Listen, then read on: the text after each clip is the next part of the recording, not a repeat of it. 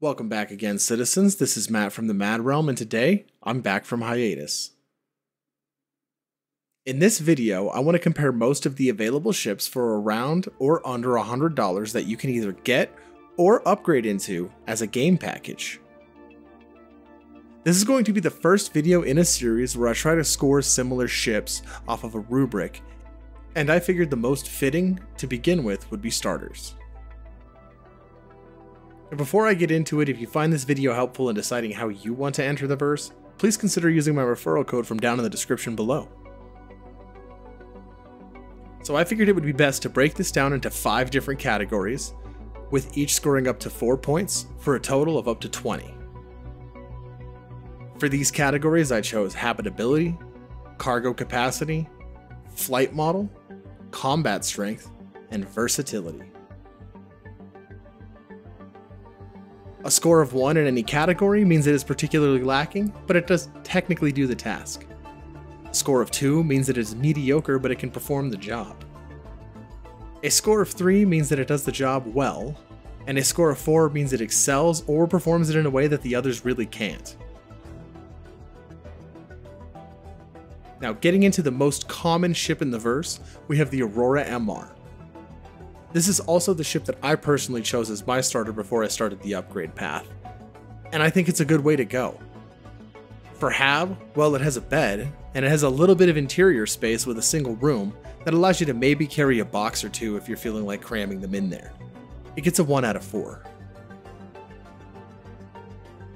In terms of cargo, it comes with 3 SCU. Now, other Auroras can get up to 6 SCU, but since we're just looking at the MR, we're going to give it a 1 out of 4 here as well. In terms of the flight model, it doesn't really have a good one. It's a very basic ship. It's kind of quick in the nature that it's a light fighter, but when you compare it to a lot of other ships at this size, it's very slow, especially when you get into atmosphere, so this is going to be a 1 out of 4. Looking at combat capabilities, well, when you combine the very slow flight model with the fact that it's easy to target, it's kind of fragile from being a small light fighter, it only has 2 size 1 and 2 size 2 weapons for mediocre DPS, and a single size 2 missile hardpoint. I mean, I'm reluctant to give it the 2 out of 4 for combat because it does perform the job, but it screams mediocrity. Where this ship does do well is versatility, and again, this is the reason I chose this ship. You can do the bare minimum of everything that's available in the verse, and it's the best bang for your buck to experience the most content at this price point. It's just not particularly strong at any of it. However, it does still get a 3 out of 4.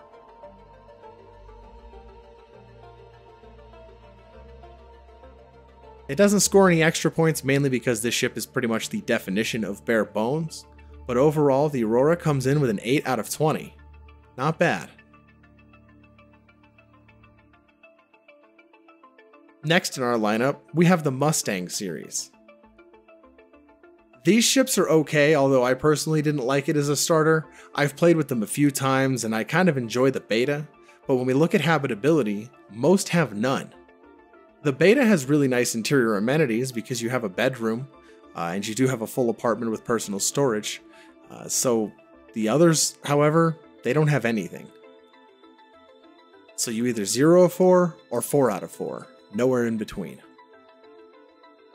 For cargo, again, most of them have none, but since the Mustang Alpha is the base starter with 6 SCU, it does score 2 out of 4 in this category. The others, however, no points.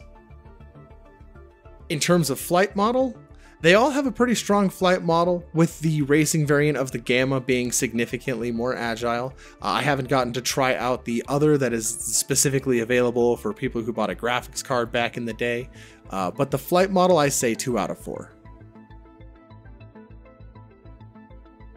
When we look at the combat capabilities, much like the Aurora MR, all Mustangs are able to come with 4 weapons with the exception of the Delta.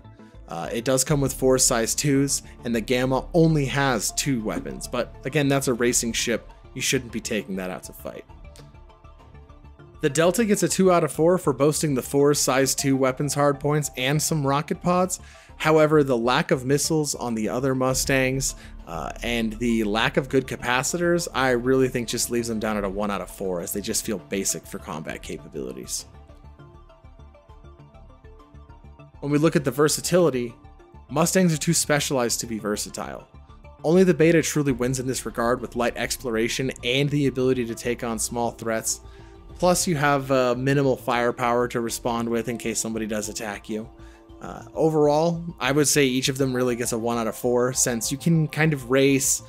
You could maybe do some bounty hunting, but that's about it. The Beta gets a 2 out of 4. Overall, I give that Alpha and the Delta a 5 out of 20. The Beta comes in way better at an 8 out of 20, bringing it up with the Aurora MR. And the Gamma gets a 4 out of 20 since, honestly, racing is the only thing it's good for. Next in the lineup, we have the Pisces. This ship, I have a hard time being nice to, but I'm going to try to be generous in this. For habitation, it doesn't have any. It just has a cargo interior that allows you to carry 2 people, so it gets a 0 out of 4. Looking at the cargo, it has 4 SCU, so it does have 1 more SCU than the Aurora MR, but it still has 2 less than a Mustang Alpha, so I'm going to have to give it 1 out of 4 again. Looking at the flight model, it's actually pretty strong. It's a great shuttle, and when you look at what it can do for you in space, or in atmosphere, it's great. So the one strength that it has is 3 out of 4 for the flight model. Next, we have the combat capabilities, and this is where it starts to really hurt. With only 1 shield, some of the lowest hull value in the game, and 4 size 1 weapons with very low capacitor strength, almost half of what you get with an Aurora MR. It does carry 2 size 1 missiles, and it can swing back, but it is definitely the weakest combat entry in this list. I almost gave it 0.5 points, but I'm going to be generous and give it 1. For versatility, you can carry stuff and transport 2 other people. It has no jump drive and it's system bound without having a jump drive module attached, and we haven't really seen if that's confirmed quite yet, so at this time I'm going to give it a 0. Where I will be nice to the Pisces is giving it an extra point in that, unlike other ships in this list, it can safely transport 2 other people in the jump seats, and it works with and fits into the most ships in the game. Overall, the Pisces gets a 6 out of 20, which does still bring it up above the Mustang Alpha.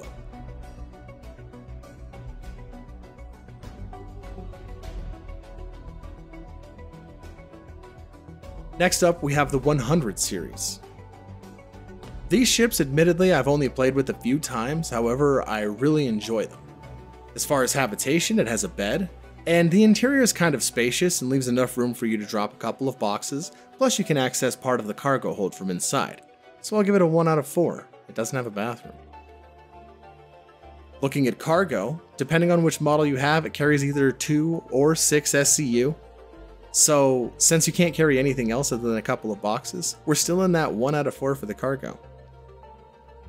The flight model is where the ship shines.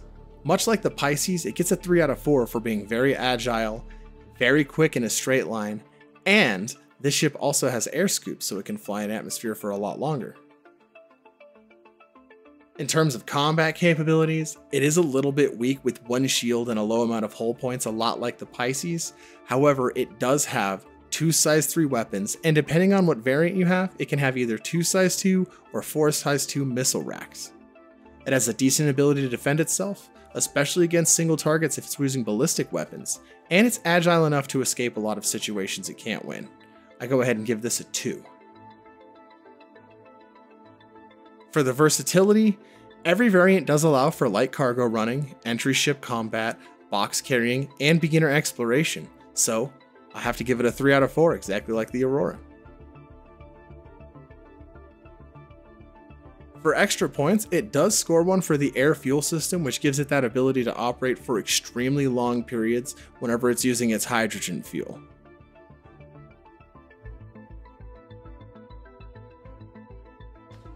That leaves our 100 eyes with an 11 out of 20. A very good score.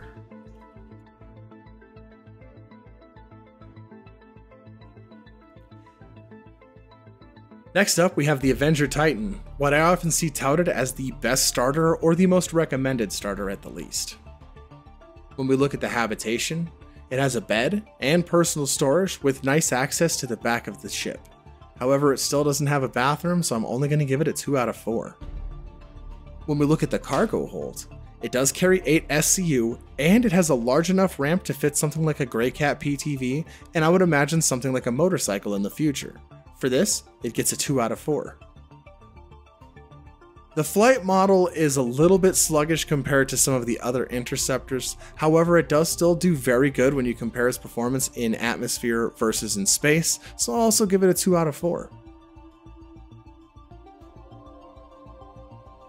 When we look at the combat capabilities, this is the first strong combat ship in this list, being that it was originally a military ship. It has 1 size 4 and 2 size 3 weapon hardpoints, with 2 size 3 missile hardpoints to give it plenty of firepower. It has a good amount of armor and a strong hull, and decent enough agility to go toe to toe with a lot of other small fighters, and sometimes it can even punch up pretty well too. Overall, I give it a 3 out of 4 here. In terms of versatility, this is a very versatile ship. You have pretty much every gameplay option opened up to you, and it does them very well. Plus, in the future there will be modules, so you'll be able to add an EMP or prisoner cells to the back of your ship, depending on what kind of task you want to go perform. Because of this, it gets a 3 out of 4 in versatility. For extra points, I give it 1 just because it does have that cargo ramp access and the ability to carry a Grey Cat PTV sized vehicle. It's only one of 2 ships in this list that can actually do that. The Avengers Titan comes in with a great score of 13 out of 20 total.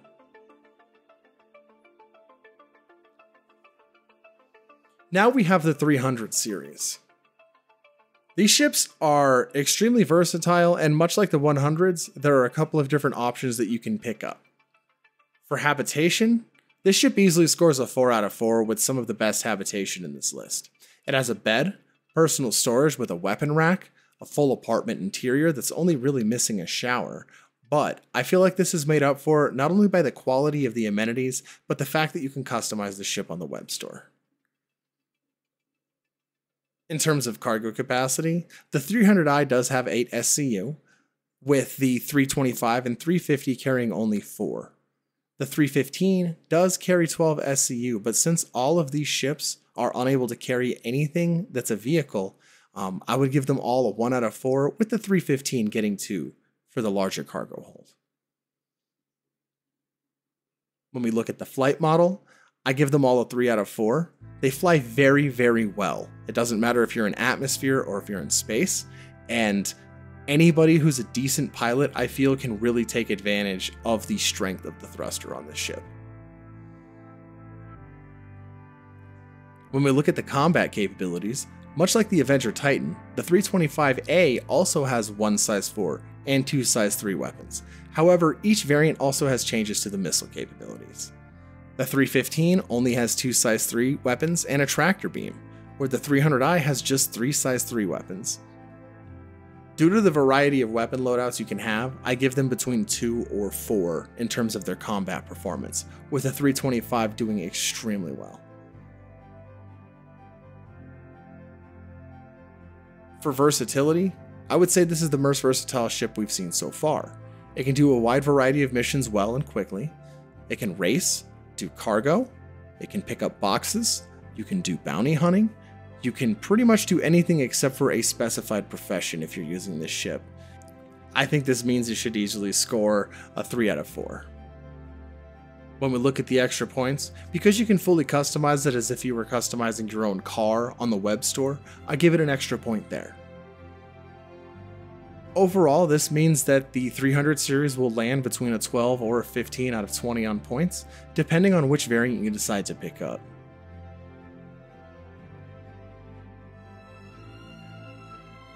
Okay, now for the odd one out, we have the Anvil Arrow. Now this is a dedicated light fighter, so I'm not sure why this is usually suggested as a starter ship by the RSI website, but nonetheless, I want to cover it. For habitability, it gets 0 points. It's a cockpit. For cargo, it gets 0 points. It's a cockpit. The flight model, however, 4 out of 4. This is one of the most maneuverable and agile ships in the game. When we look at the combat capabilities, in the right hands, and depending on the patch, this has sometimes been the strongest small fighter in the game, or even the strongest fighter in game. Again, we're going to give it a 4 out of 4 here. It has a turret mounted on top, it has 2 size 3 hard points on the wings, you have size 3 missile hard points. Looking at versatility, this isn't exactly a strong point for the Arrow. However, it is a fighter, and it can be carried by or fit in a lot of different ships, so I will give it 1 point here. It gains nothing in terms of extra points, it's just a fighter. Overall, I think this is a bad starter ship. It's excellent in combat, but if you're looking to experience Star Citizen and see a lot of the content, this probably isn't the best way to do it. I would also suggest earning it in game compared to its current price for US dollars. However, it does get a 9 out of 20.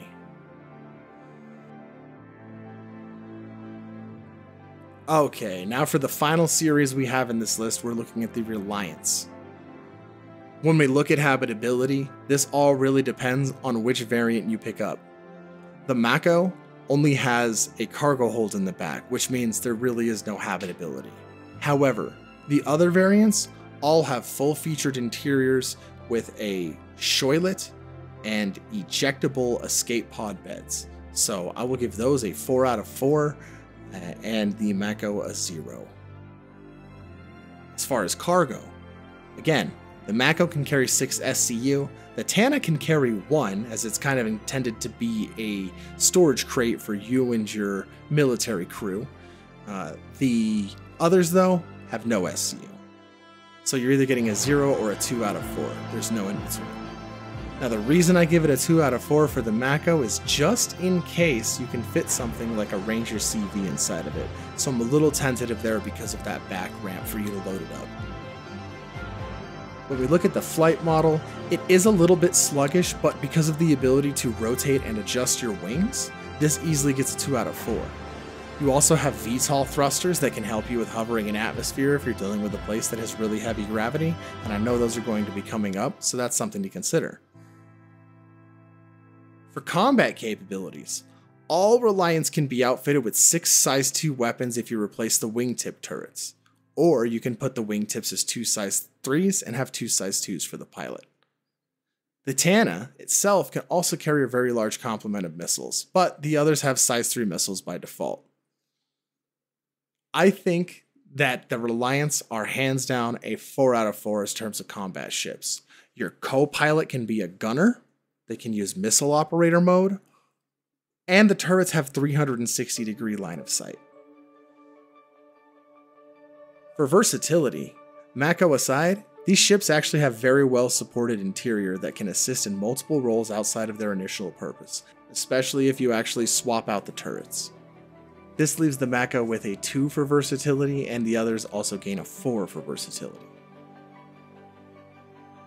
When we look at extra points, I do want to give it 1 for the unique wing rotation ability and the VTOL thrusters. It makes for that nicely adjustable flight model, and it's a very unique and cool feature of the ship that I think is a lot of fun. That means total, depending on which one you pick, you're going to get between 11 or 15 out of 20 for the score. Alright, and here's the newest ship in this list, the Hull A. Now, I've only played with this a little bit in-game, but I really enjoy it. As far as habitation amenities, it has all of the amenities as a fully livable apartment. It has storage, a full-sized bathroom, a kitchen, a place for you to store everything that you need. It gets a 4 out of 4, easily.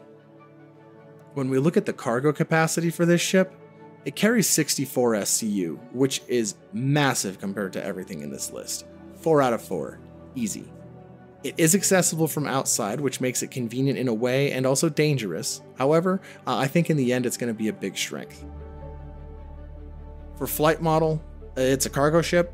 It's not really meant to be fast or agile. It gets a 1 out of 4, but it does a great job of getting into and out of atmosphere, so I would like to throw that in there. As far as combat capabilities are concerned, they're minimal. You're a loot pinata. 0 out of 4. No. When we look at the versatility of this ship, it is a cargo ship with a livable interior and the ability to collapse the scaffolding. This does allow you to perform a pretty large variety of tasks and really only eliminates things like combat, especially since you can perform a support role for a lot of industrial operations. So I'm actually going to give it a 2 in this category.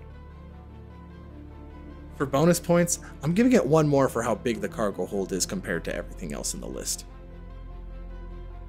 That means at the end of the day, the hull A comes in at a total of 12 out of 20 points, scoring pretty well in this list.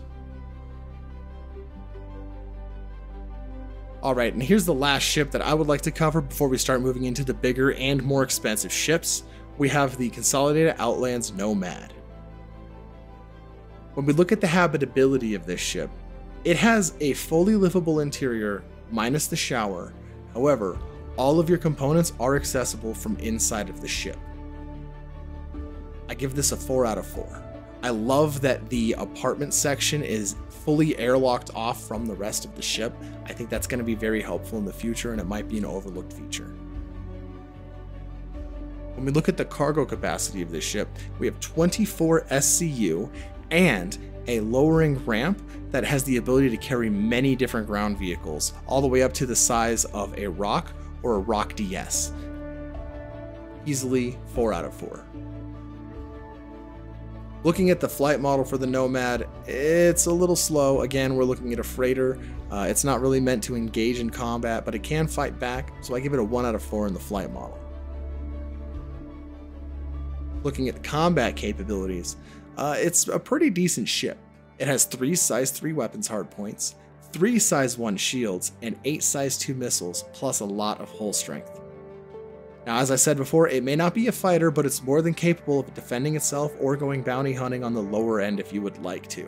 So I'm actually going to give this ship a 3 out of 4. It does a lot better than quite a few of the entries in this list.